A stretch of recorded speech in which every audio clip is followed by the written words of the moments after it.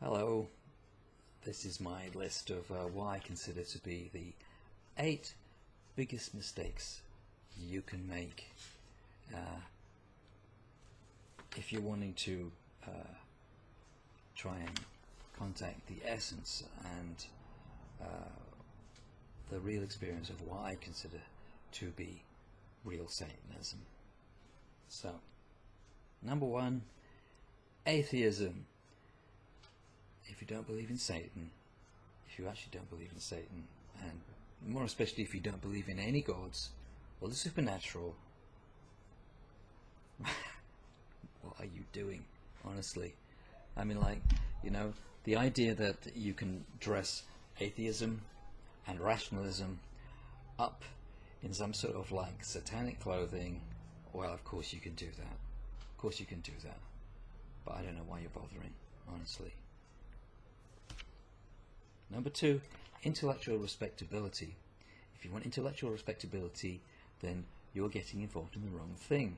And this goes with also all the people who want to have over-intellectualized analyses of everything, and want to make an approach as if they were doing some sort of like a university dissertation.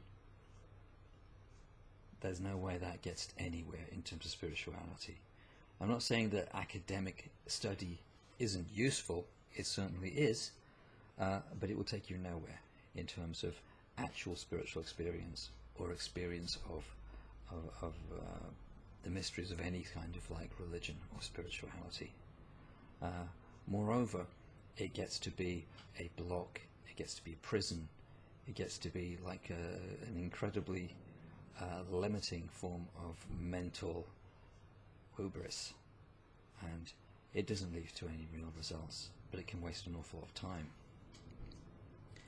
Number 3,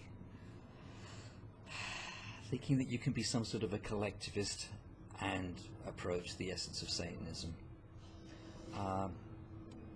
This is kind of really crazy to me, because there is actually a satanic philosophy which comes through a number of sources, and collectivism is just a complete no-no in terms of that. It's a negation of the philosophy, and it's a negation of the spirit of the whole thing. And the trouble is that any kind of collectivism thinking, mainly in terms of groups, in terms of mass groups and stuff like this, it's a complete negation of individualism, and it's a negation of liberty. These things are, the negation of those things, there's no way that is compatible with Satanism, as far as I'm concerned. It's ridiculous, and it just leads to people behaving like children and being infantilized, which they then augment with the intellectualism and endless arguments and justifications. And hey, that's great. Nothing to do with Satanism, though. I mean, in another thing, I mean, connected with that, if you want to be a utopian in terms of this world, that's not going to run either. Yeah, Satanism is a religion of nature, and this world is not that nice utopian world, I'm afraid.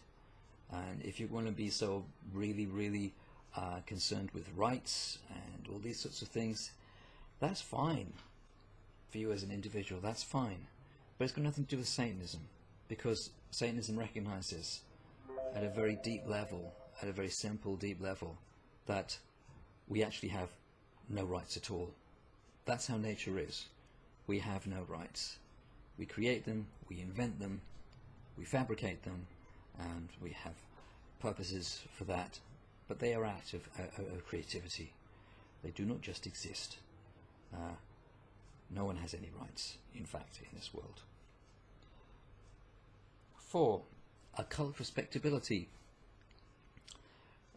This is rather like the intellectual respectability question. Occultism is full of a very self-regarding consensus about what is credible, and what can be dismissed.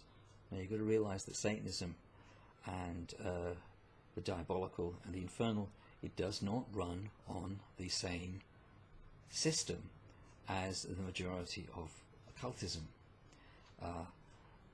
It's fruitful to study occultism and all forms of occultism, but you're going to have to get pretty disreputable if you want to get anywhere with understanding what Satanism is about. So occult respectability, again, is going to it's a burden. It's not going to help you. It's going to hold you back.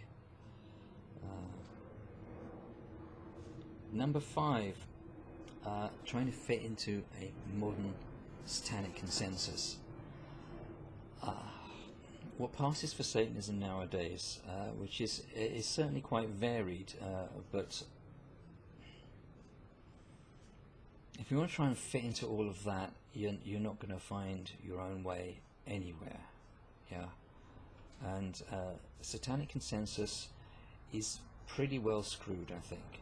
So you're going to have to take a very individual sort of maverick approach to things if you want to find your way to whatever it is which is calling you. And hopefully there will be something which is calling you if you're interested in Satanism and the Satanic. You need to follow that. You need to follow your heart, and you need to follow your gut and your instincts, and you need to be able to go out on your own and have trust in that and follow that.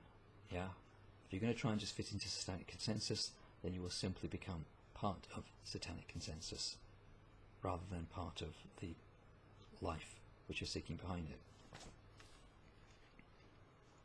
6. NeoPagan assimilation. This seems to be rather more prevalent than I would have thought it would have been within various parts of Satanism. You look at some things and it just seems like they're pretty much turning you into a kind of slightly more goth form of Wicca, really. You also get things like people, one minute somebody's talking about Lilith, and the next thing they're pretty much talking about the Great Earth Mother Goddess. Yeah, it's just that they've managed to put a sort of like a demonic gloss on it.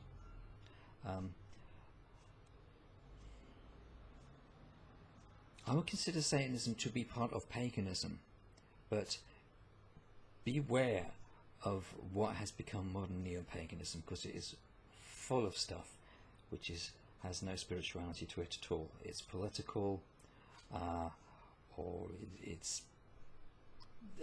like countercultural in the hippie sense, but it really, there's a lot in neo-paganism which has not got very much to do with actual paganism, and with the pre-Christian religions, and with all the things that people got from that.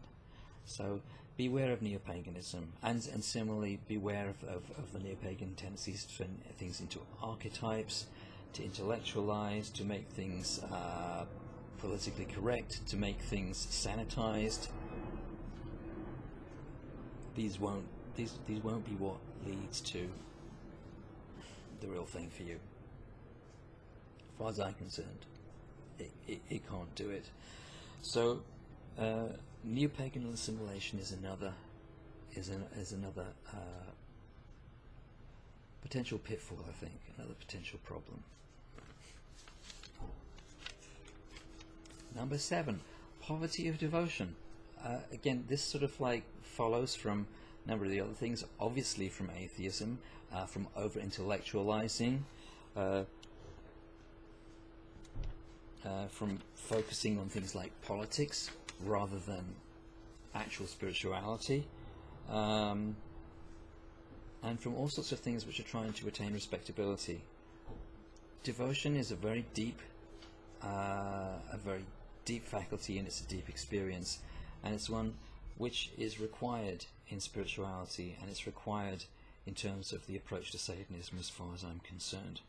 So the development of devotion is important, and that means being able to abdicate a few other things which get in the way of that when you need to, like your own sense of your own intellectual importance, or or your rationalization of deities as archetypes or as psychological emanations or what have you. When it comes to it, devotion is just devotion. It's not qualified, and it needs to go deep. And number 8, trying for like modernity and relevance to the modern world. That's the absolute kiss of death to any real spirituality. You will end up like the Church of England in the UK or something, with trendy vicars and guitar strumming priests and stuff, trying to make everything relevant, everything relative. That's not going to lead very far either. Spirituality at root is not a very modern thing. It's a primordial thing. Trying to make it modern, trying to make it relevant is going to cheapen things and simply turn out into well, not just an embarrassment, but simply something which has lost so much of its potency and depth. I mean, as far as I'm concerned, the Satanic and Satanism is at base a religion of nature, but it's also a religion of deviance. It's of both things. And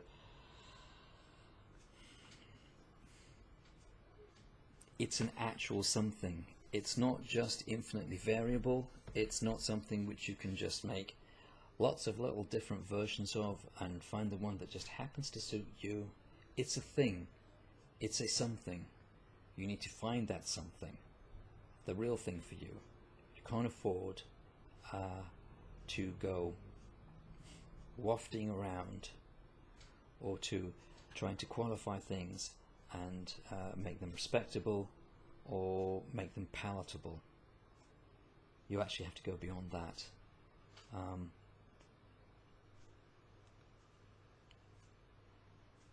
And I think that's because there is something real there. It's real. If it's called you, then you can follow that if you want to. Just follow it simply as the person you are, with heart and guts and honesty. Thank you very much.